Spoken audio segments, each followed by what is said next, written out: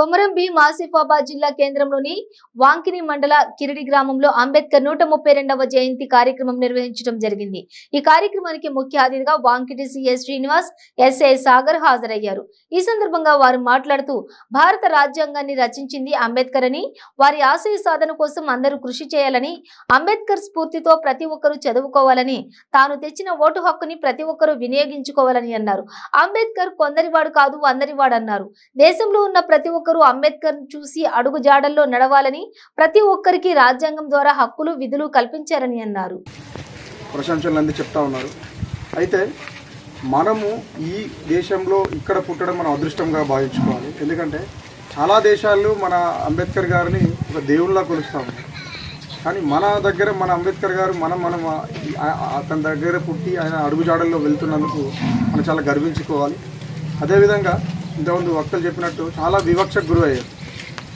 ఇప్పుడు మనకు ఇక్కడ మన హక్కుల గురించి మీరు అడగవచ్చు, ఏ తప్పు జరిగినా ఏ ఒప్పు జరిగినా కూడా ఇదేంది ఇది అని అడిగే హక్కు ఉన్నది లేదా మనకు? అది సమానత్వ హక్కు, స్వేచ్ఛా హక్కు, అడిగే హక్కు ఇవన్నీ ఉన్నాయి। ఇవన్నీ ఇచ్చింది కూడా మనకు అంబేద్కర్ గారు। అంటే తప్పు జరుగుతుందంటే నిలదీసే అధికారం ఉన్నది అని చెప్పింది కూడా వారే। మన రాజ్యాంగాన్ని రచించారు। రాజ్యాంగం అనేది మన దేశంలో ఉన్న ఒక 10,000 మంది తెలుగు మంత్రులను కూర్చుండబెట్టి రాసినా కూడా రాయలేనిది। 10,000 మంది తెలుగు మంత్రులను కూడా అతను ఒక్కడే రచించాడు।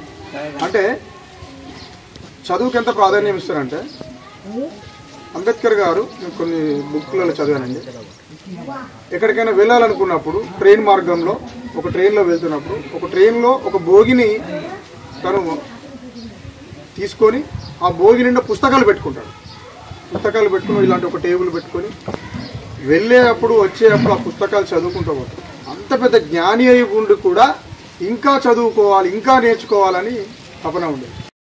అలా పూర్తి అవగాహన లేనటువంటి విషయము మనం అర్థం చేసుకోవాలి। ఆ రాజ్యాంగాన్ని కొంతమంది దీన్ని వ్యతిరేకిస్తూ ఉన్నారు। ఎందుకంటే ఆ రోజు మనుస్మృతి ఉండేది। ఈ దేశంలో మను అనేటోడు పరిపాలించేవాడు। ఏదైతే మను పరిపాలించే క్రమంలో అప్పుడు ఎవరైతే ఎస్సీలు ఉంటారో వాళ్ళు ఊరవతలో ఉండాలా, ఎవరైతే బీసీలు ఉంటారో దానికి ఊరుకో దగ్గర ఉండాలి, ఎవరైతే కొంత ఎక్కువ స్థాయిలో ఉంటారో వాళ్ళు కొంత ఊర్లో ఉండాలనే పద్ధతిలో ఆ వ్యవస్థ నడిచేది। ఆ వ్యవస్థలో మను పరిపాలించే వ్యవస్థలో స్త్రీకి హక్కు లేనటువంటి పరిస్థితి, స్త్రీ బానిసలో ఉండాలి। ఇప్పుడు ఈ సమావేశానికి మేము పిలవగానే ఏఎస్ఎఫ్ సిపిఐ పార్టీ నుంచి వెళ్ళి చిరంజీవి గారు ఇచ్చేస్తున్నారు, వారిని సభకు పరిచయం కావాల్సిందిగా కోరుతా ఉన్నాం। అదేవిధంగా ఎస్సీ ఎస్టీ నాయకులు శివ గారు ఇచ్చేస్తున్నారు, వారిని కూడా పరిచయం కావాల్సిందిగా కోరుతా ఉన్నాం। అయితే ఆ క్రమంలో మహిళలకు కూడా హక్కులు ఉండకూడదు, మహిళలు వంటింటికే పరిమితం కావాలని చెప్పేసి ఆ రోజు మను శాస్త్రం చెప్తా ఉంటుంది।